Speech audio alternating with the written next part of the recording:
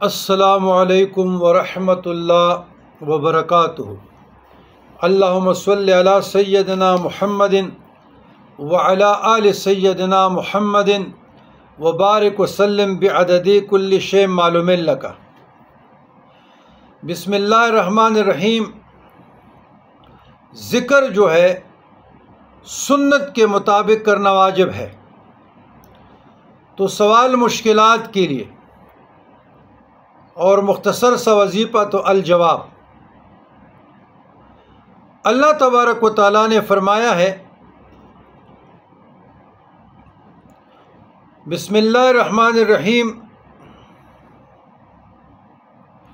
وَاذْكُرُوهُ كَمَا هَدَاكُمْ وَإِن كُنتُم مِّن قَبْلِهِ لَمِنَ الضَّالِّينَ۔ سورہ بقرہ 2:198۔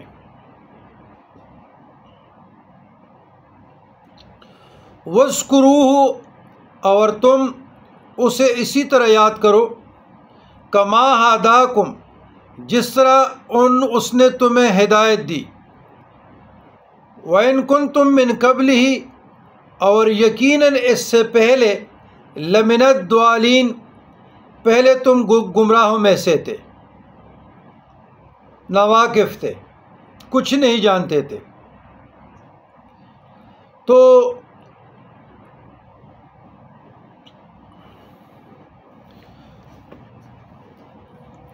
اللہ تبارک و تعالیٰ نے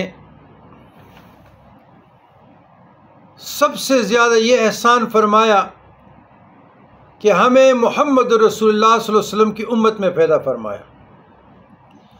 پھر اللہ کا یہ احسان عظیم کہ ہمیں مسلمان کے گھر میں پیدا فرمایا اور ہمیں لا الہ الا اللہ محمد رسول اللہ صلی اللہ علیہ وسلم کی نورانی دولت سے مالا مال فرمایا۔ اس سے بڑی سعادت کیا ہو سکتی ہے؟ بہترین نبی کی امت اور بہترین امت۔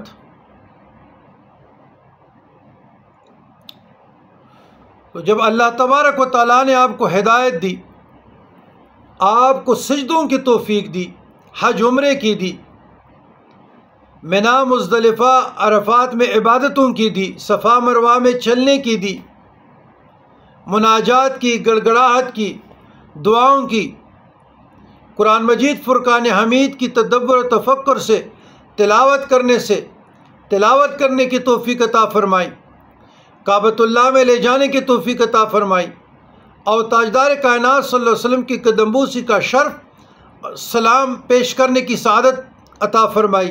اس سے بڑی سعادت کیا ہے؟ 5 وقت نماز عطا فرمائی، 5 وقت نماز کے ساتھ اذان عطا فرمائی، دعائے وسیلہ۔ تو مشکلات کے لیے یا مشکلات آنے میں بندے کو گھبرانا نہیں چاہیے، صبر سے، استقامت سے۔ تو کوئی بھی مشکل آئے، سخت سے سخت، اس کے لیے مختصر وظیفہ دے رہا ہوں لیکن بہت کمالات کے حامل ہے۔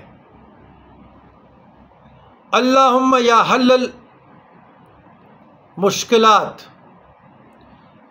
اللہم یا حل المشکلات، یا اللہم یا حل المشکلات، دونوں طریقے سے پڑھ سکتے ہیں۔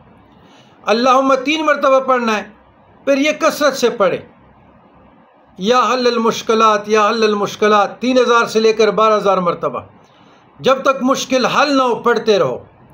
انشاءاللہ کشود ہوگا، مشکل سے نکلنے کا نجات ذریعہ بنے گا، اور اللہ تبارک و تعالیٰ کرم فرمائے گا، رحم فرمائے گا، فضل فرمائے گا۔ صدق دل سے اور ایمان سے پڑھے، ایمان کی نورانی طاقت سے، انشاءاللہ اللہ کے فضل و کرم سے فائدہ ہوگا۔ والسلام علی من اتبع الہدی۔